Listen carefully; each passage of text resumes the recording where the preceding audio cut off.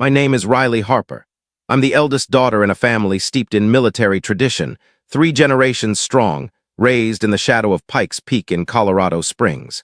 Ours was a home where discipline came before emotion, where the flag was folded with precision, and duty was the only language we were ever taught to speak fluently. By age 7, I could identify every fighter jet in the inventory just by the sound of its engines and recite the chain of command like a nursery rhyme. My father, Lieutenant Colonel Nathan Harper, retired after 28 years of honorable service. My mother, a former flight nurse, could set a broken bone with one hand and finish dinner with the other without missing a beat. My 2 younger brothers followed the path without question. One now manages supply chains in Okinawa, the other serves in a signals intelligence unit outside Stuttgart. And then there's me, the one who vanished. At least that's the official family legend. I entered the United States Air Force Academy at 18, arrogant, frightened, and fiercely determined. I was among the minority of women in my year, carrying the Harper name like both shield and bulls. That first year broke most people in ways they couldn't name. I didn't break, I was selected. It happened in late March, the ground still crusted with snow, the wind sharp enough to cut skin. They took me into a small office that smelled of burnt coffee and old paper. The conversation lasted less than 5 minutes. They offered me immediate separation from the regular program and entry into something that lived only on servers with no names and in folders marked with codes instead of titles. A world of quiet missions, deniable operations, and decisions made in rooms without windows. They told me that if I accepted, my service would never appear on any roster, any citation, any family newsletter. I said yes. The next day I was simply gone. No commencement, no handshake across a stage, no yearbook photo. My parents received a brief, polite call from a personnel officer informing them that Cadet Harper had elected to withdraw for personal reasons. Nothing more, no appeal process, just the unspoken suggestion that their daughter had failed. They never asked me what really happened, not once. The narrative solidified quickly. Riley couldn't handle the pressure. Riley washed out. Riley quit. I let the story stand. What followed were 15 years lived in half-light. I planned operations from mud brick houses in forgotten corners of the Middle East and from frozen listening posts above the Arctic Circle. I wrote targeting packages in safe houses that changed addresses every week. I slept under names that weren't mine and burned phones the way other people change socks. In the family messages, I was the unseen member, the contact who never quite replied in the group thread. Every Thanksgiving they toasted to those currently serving, and I ate freeze-dried meals alone in some anonymous apartment, watching the snow fall outside a window that wasn't home. My brothers traded war stories over mashed potatoes. Dad listened with the satisfied nod of a man who saw his legacy secured. Mom's eyes glowed with that particular light reserved for mothers of uniformed sons.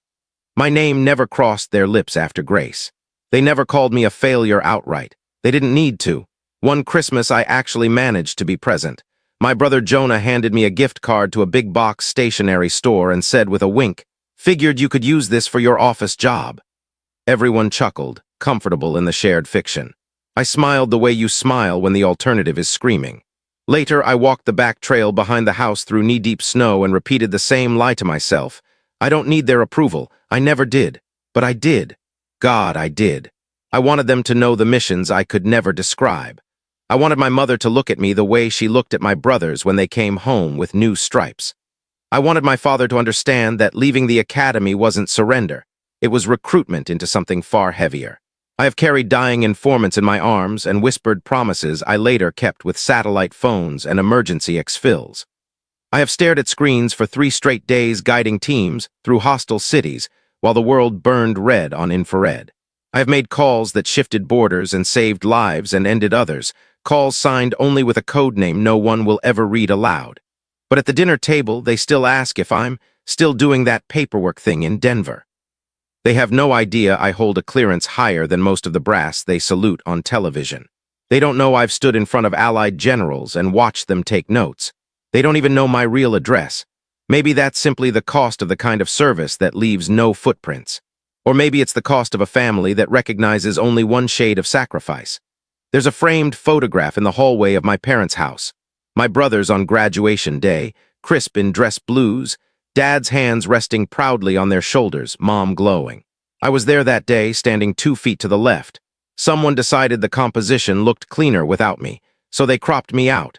I've carried that absence like a bruise you learn to live with. I flew in 2 days before Thanksgiving this year. No one came to the airport, no text asking which carousel. I told myself I was used to arriving places alone, blending into crowds, head down, invisible. But walking through that terminal with only the sound of my own footsteps felt colder than the November air outside. I rented a gray sedan and drove straight to the house without warning anyone. I thought surprise might feel warmer than another ignored message. Cars were crammed into the driveway and along the street. Through the windows, I could see strangers holding casserole dishes, laughter spilling out like light. I sat in the car longer than necessary, watching silhouettes move behind curtains. When I finally walked in, the scent of pumpkin and turkey knocked the wind out of me. Then came the voices, the clinking glasses, the easy rhythm of people who belonged. It took a full minute for anyone to notice me standing in the doorway with my coat still on. My mother glanced up mid-sentence, registered my presence, and said only, "Oh, you came?" As if I'd stepped out for milk instead of returning from 8 months running intelligence cells in places the news can't spell. I asked where I should sit. She waved toward the kitchen island. "Cousin Matt needed your old spot. He just got accepted to law school. You don't mind, right?" I said I didn't mind. I ate standing at the sink, paper plate balanced on one palm, plastic fork in the other. The food was cold. I chewed slowly because swallowing felt dangerous. Dad walked past, gave my shoulder a quick pat. "Good you could make it, kiddo," he said to the air over my head, already moving toward the football game on TV. My brothers dominated the dining room table, trading deployment tailies and inside jokes. Someone congratulated Sean on his latest clearance upgrade. My name never surfaced.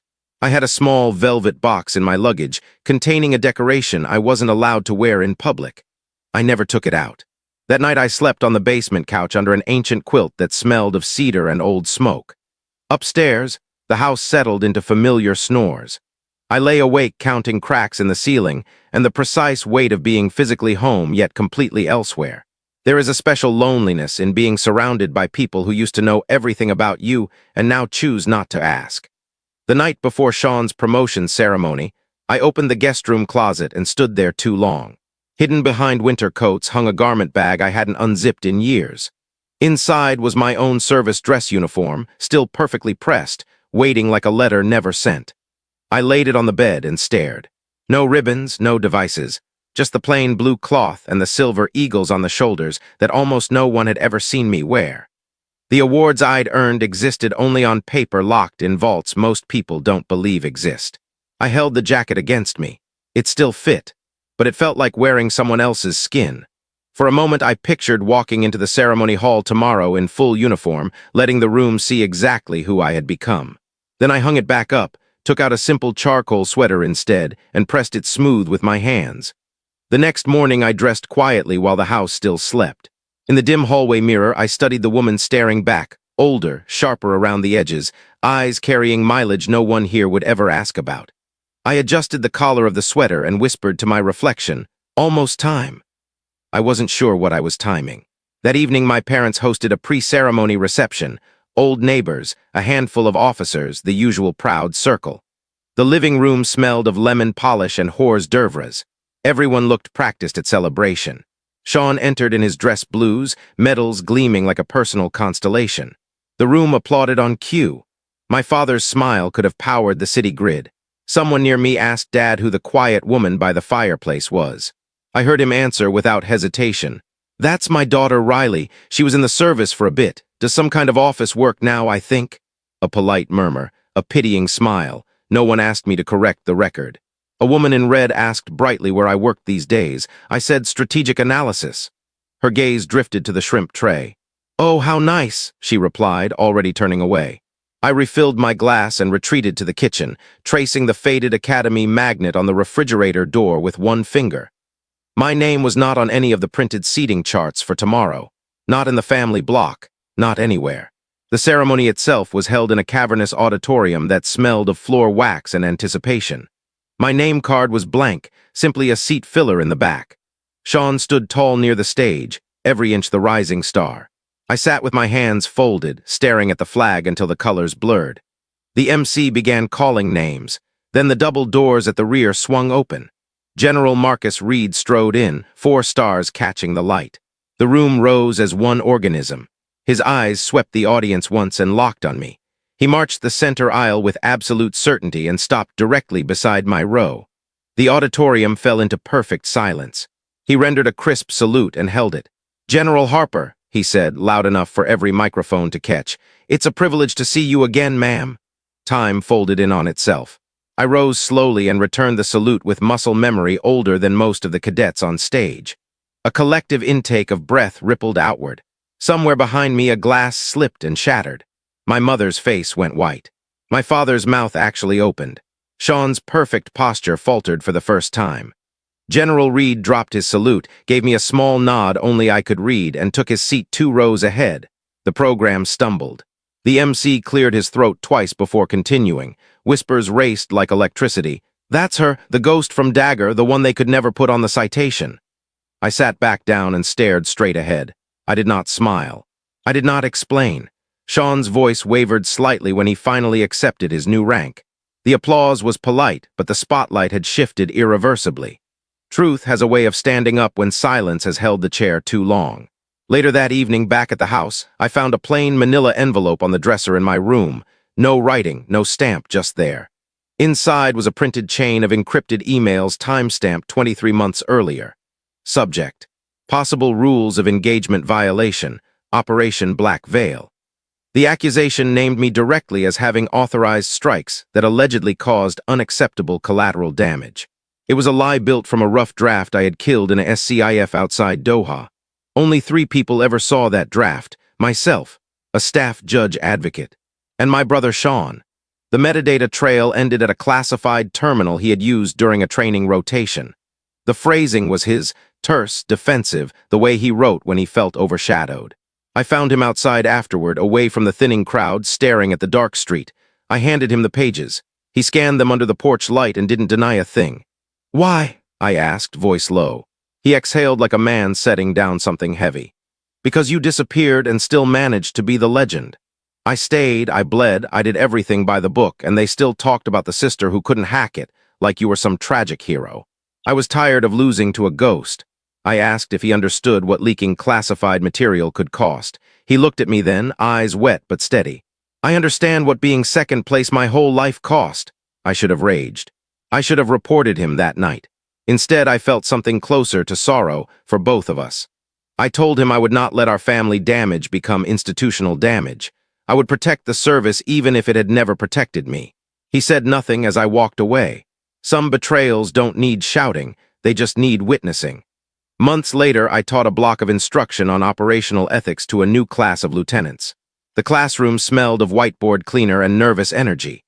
Sean sat in the front row every day, notebook open, asking careful, brilliant questions.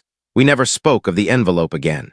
On the final day, after the others left, he placed a small white bakery box on the corner of my desk and walked out without a word. Inside was a slightly lopsided cake with blue frosting. The lettering was uneven but unmistakable. General, Sister, Teacher. I stood there holding it long after the building grew quiet, tasting something that wasn't quite forgiveness yet but might get there someday. There is no decoration for mending what was broken in childhood living rooms and Thanksgiving prayers. No campaign ribbon for choosing to protect the brother who tried to bury you.